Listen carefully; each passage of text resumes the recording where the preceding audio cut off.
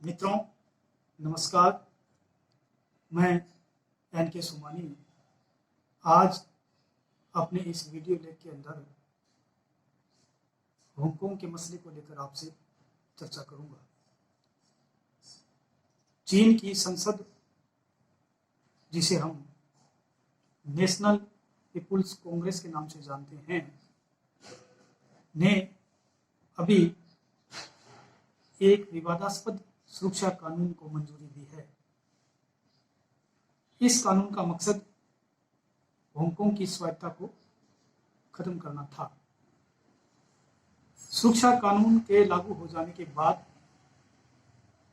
Hong Kong के भीतर चीन के अधिकारों को कमजोर करने वाली किसी भी गतिविधि को अपराध माना जाएगा। अमेरिका, ब्रिटेन, कनाडा, ऑस्ट्रेलिया और यूरोपीय संघ ने चीन के इस कानून की निंदा की है।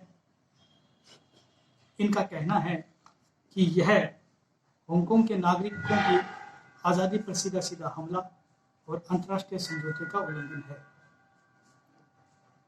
अमेरिका के राष्ट्रपति डोनाल्ड ट्रंप ने तो यहां तक कह दिया है कि अगर चीन इस कानून को वापस नहीं लेता है तो हांगकांग को व्यापार में दिए गए विशेष रियायत के दर्जे को खत्म कर दिया जाएगा। इस कानून को लेकर हांगकांग में पिछले कुछ दिनों से प्रदर्शनों का सिलसिला जारी है। प्रदर्शनकारियों का कहना है कि इस कानून के लागू हो जाने के बाद उनके लोकतांत्रिक अधिकार समाप्त हो जाएंगे और सरकार को चीन के नेतृत्व पर सवाल उठाने, प्रदर्शन में शामिल होने और स्थानीय कानून के तहत अपने मौजूदा अधिकारों को उपयोग करने के लिए हांगकांग के निवासियों पर मुकदमा चलाए जाने का अधिकार प्राप्त हो जाएगा। इस कानून में देशद्रोह, आतंकवाद, विदेशी दखल और विरोध प्रदर्शन जैसी गतिविधियों को रोकने का प्रावधान भी किया गया है। कुल मिलाकर कहा जाए तो चीन ने हांगकांग के आंदोलन को बलपूर्वक ढंग से दबाने के लिए इस कानून की रचना की है।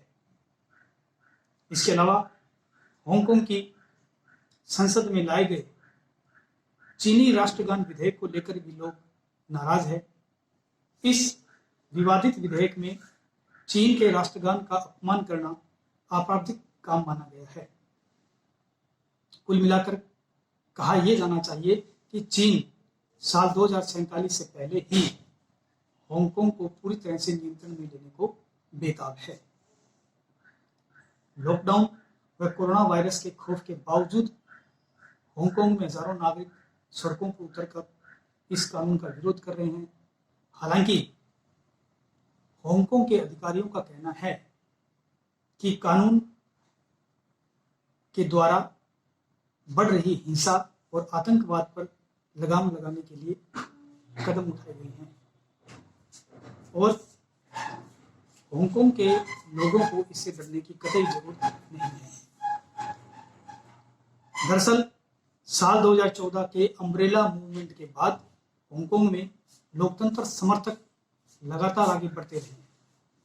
पिछले साल नवंबर में हुए स्थानीय निकायों के चुनाव में मिली शानदार जीत के बाद इनके हौसले और बढ़ गए। 18 जिला परिषदों की 452 सीटों में से लोकतंत्र समर्थकों को 387 सीटें मिली, जबकि चीन समर्थक दलों को केवल 32 स्थान प्राप्त हुए थे। इससे पहले साल 2003 में भी चीन ने हांगकांग की स्वायत्तता को समाप्त करने की कोशिश की थी, लेकिन उस वक्त जबरदस्त जन विद्रोह के कारण चीन को पीछे हटना पड़ा था।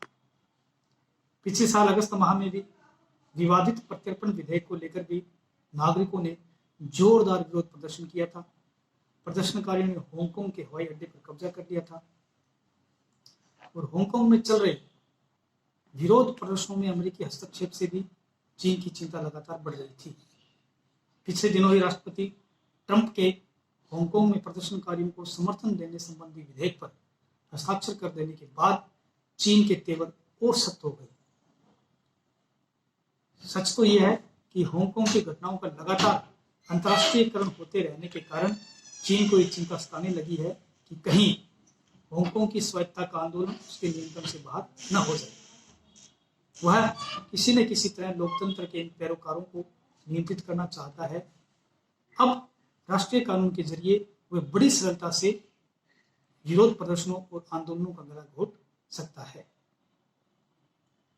हांगकांग चीन के दक्षिणी पूर्वी तट पर पर्ल नदी के मुहाने पर स्थित 230 से अधिक छोटे छोटे द्वीपों का समूह है।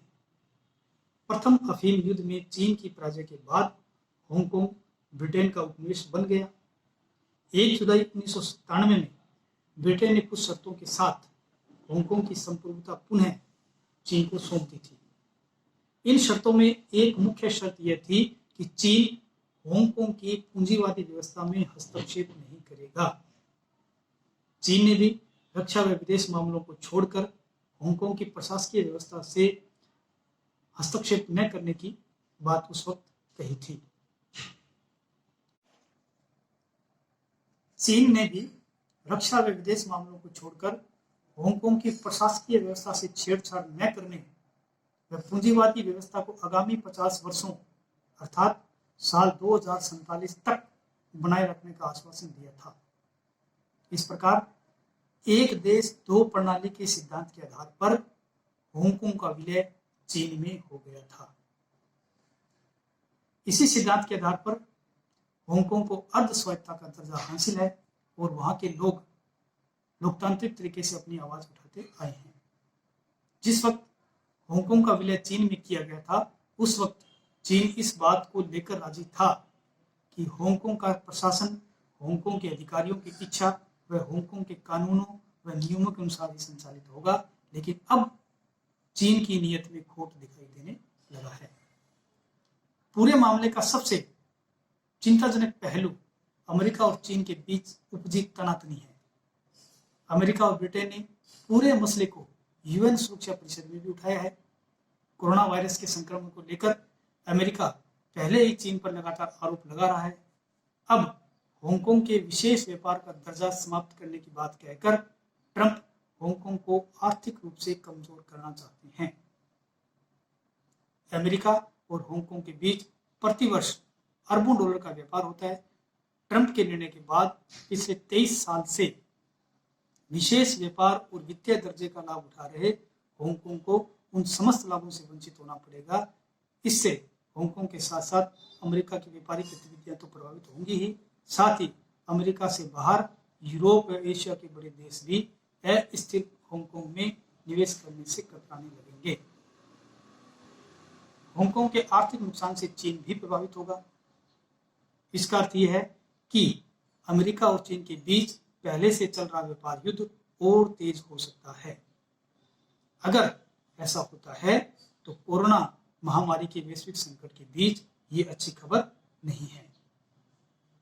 हांगकांग के प्रति चीन का मोह केवल इसलिए नहीं है कि हांगकांग दुनिया का एक अत्यंत महत्वपूर्ण बंदरगाह अथवा विश्व का 5वां सबसे बड़ा स्टॉक एक्सचेंज है।